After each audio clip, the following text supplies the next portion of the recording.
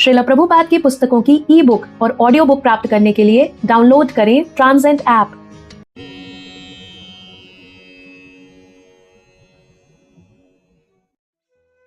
हम श्री कृष्ण पुस्तक के 31वें अध्याय को आरंभ करते हैं, जिसका शीर्षक है गोपी गीत।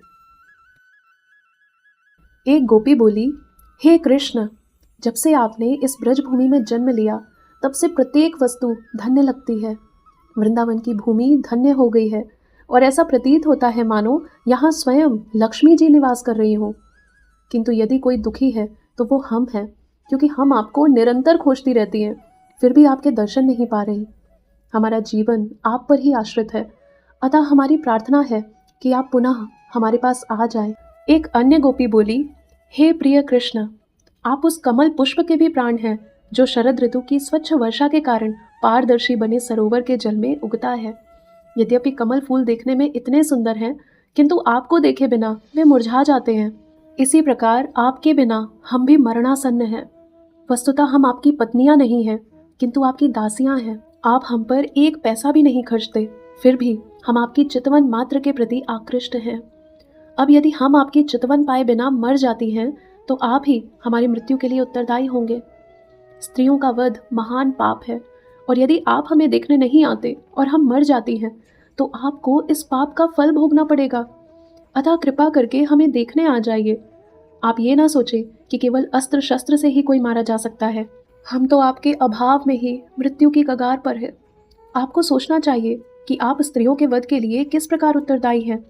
हम आपके प्रति सतत कृतज्ञ हैं, क्योंकि आपने हमारी कई बार रक्षा की है।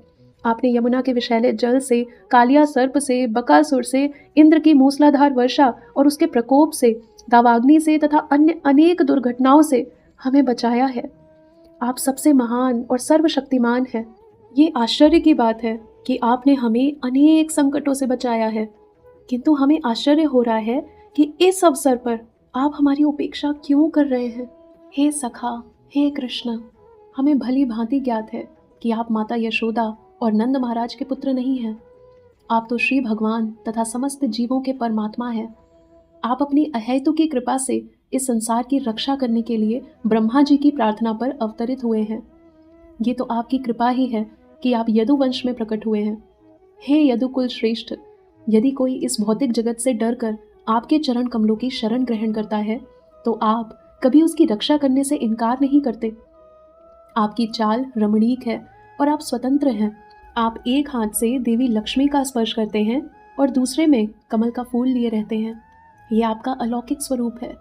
अतः आप कृपा करके हम सबके समक्ष आइए और हाथ में कमल पुष्प धारण करके आशीर्वाद दीजिए। हे कृष्ण, आप वृंदावन वासियों के समस्त भयों के हरता हैं।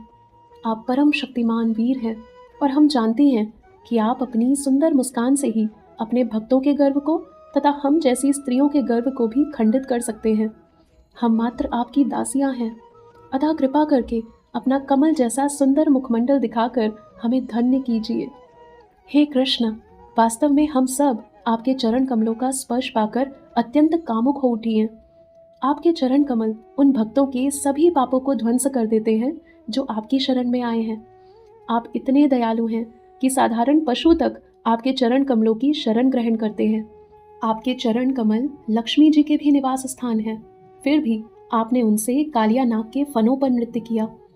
अब हम प्रार्थना करती हैं कि आप हमारे वक्ष स्थलों पर अपने चरण कमल रखें, जिससे आपका स्पर्श पाने की हमारी काम इच्छा शांत हो जाए।